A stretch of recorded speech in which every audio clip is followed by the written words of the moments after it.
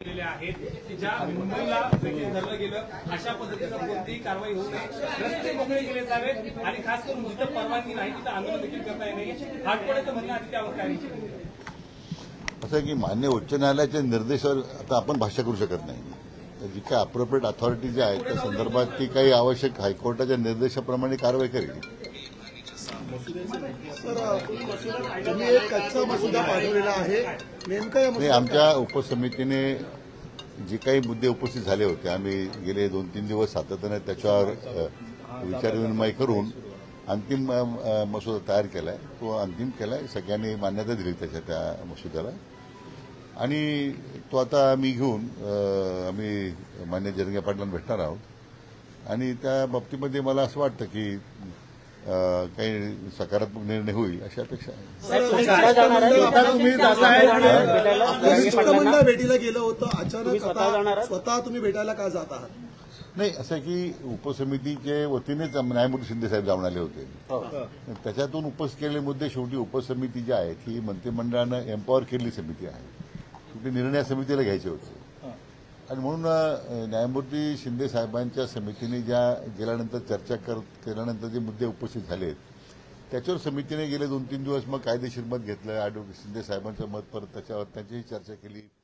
माननीय advocate general साहेबांच्यावर आम्ही चर्चा केली विस्तारानं आणि मग आता तो त्या ज्या कायद्याच्या चौकटीत बसणारा जो प्रस्ताव होता या संदर्भात आपण तयार केलेला आहे. तुम्ही स्वतः आता जाणार आहात, त्यानंतर देखील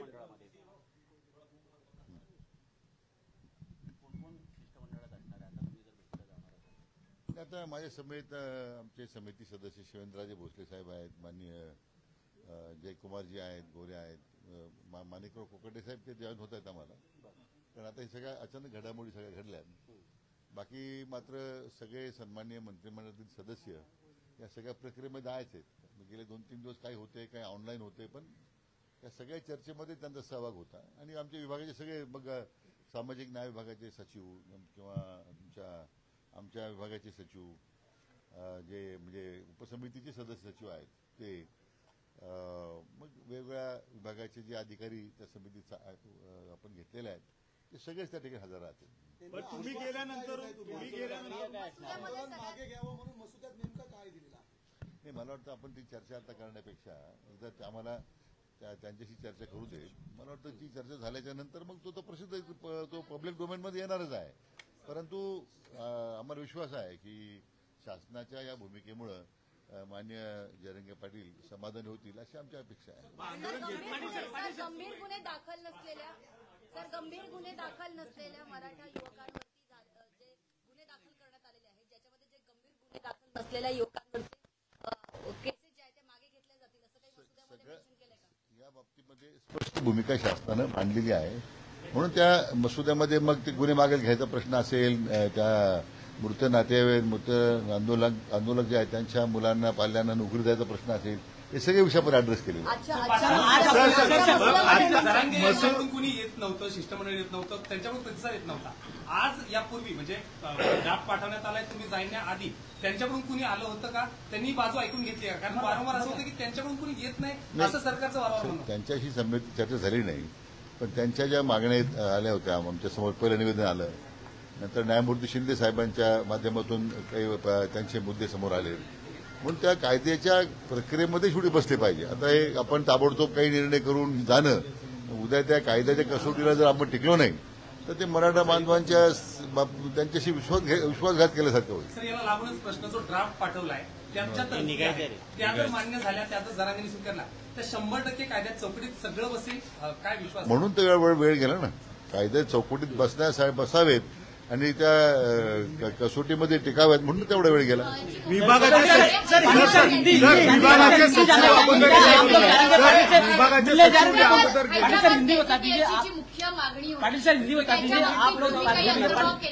सगळ्या त्यांच्या मागण्यांचा अंतर्भाव त्यात केलेला आहे. विभागाचे आयुक्त अगोदर गेले होते. सर, आगे की प्रक्रिया क्या होगी? नहीं, अभी उन्होंने जो पिटीशन दिया था सरकार को, उसके तहत हमारे समिति ने न्यायमूर्ति शिंदे जी को वहां भेजा था उनसे भी काफी विस्तारित चर्चा हुई और जो मुद्दे सामने आए हैं उसके ऊपर काफी गौर किया समिति ने। हमारी उपरी समिति ने गेले 2-3 दिन से काफी पहल की, यानी जो जुडिशरी एंगल से भी देखा है। एडवोकेट जनरल भी हमारे साथ उसमें 2 दिन लगातार हमारे साथ बैठे थे और ये पूरा एक मसूदा उसमें अभी तैयार होकर आया है। लेकिन जरांगे पाटिल से मिलने जा रहे डेलीगेशन में कौन जरांगे पाटिल और सरकार के बीच में ये पहला शायद अनुभव होगा कि आप जरांगे पाटिल से मिलने जा रहे हैं।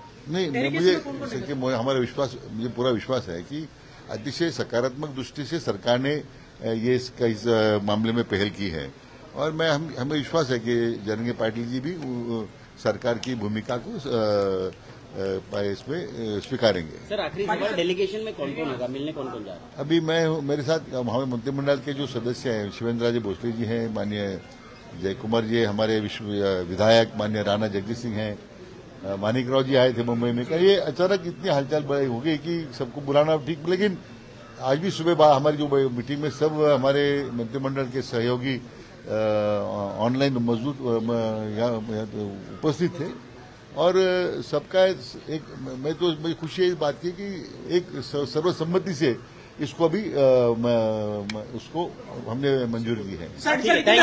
ड्राफ्ट में कंटेंट क्या रहेगा उसके बारे में क्या कहेंगे? तो अभी ड्राफ्ट उसका तो उनको देने के बाद तो आपके सामने कागज आएगा। क्या हुआ कि प्रतिनिधिमंडल आपने भेजा लेकिन आपको जाना पड़ रहा है? नहीं, ऐसे कि मैं इस उप समिति का मैं अध्यक्ष हूँ और उसमें हमारी कोई प्रतिष्ठा नहीं है। जो मांगे मराठा आंदोलन ने रखी उसके ऊपर तो मेरा कोई प्रतिष्ठा का प्रश्न मैं नहीं कर रहा हूँ। अंतिम में लोग अपने अधिकार के लिए लोग आंदोलन कर रहे हैं तो उनको उनके सामने जाना और उनसे बात करना तो मैं तो समझता हूँ कि तो हमारा कर्तव्य बनता है। सर जो प्रोटेस्ट के दौरान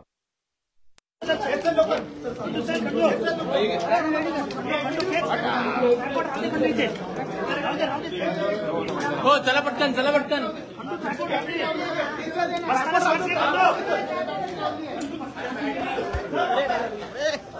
साहेब नमस्कार। एक जागा ठेवा, एक जागा गाडी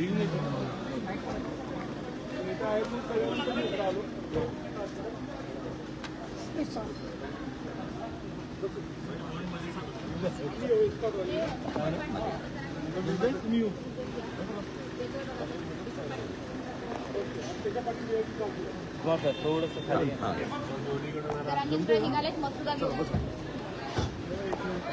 सर एक मिनिट पाटील साहेब काच खाली आहे ना दादा, काच खाली आहे ना. ते लांबून घ्या, सगळ्यांना मिळतील. हा लांबूनच घेतोय, जवळ नाही जाते. हे मागून घ्या, हे जवळ गेलं तर कोणालाच मिळणार नाही. हे बघा गाडी बसली.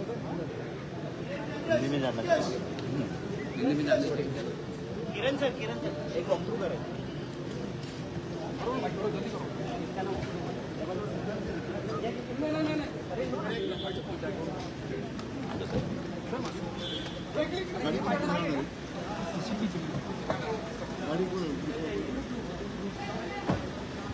मंत्रालयाकडे घ्या, मंत्रालय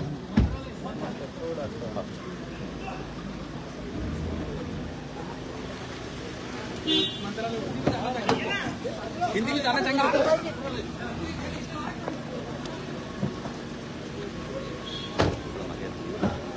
जाऊ का?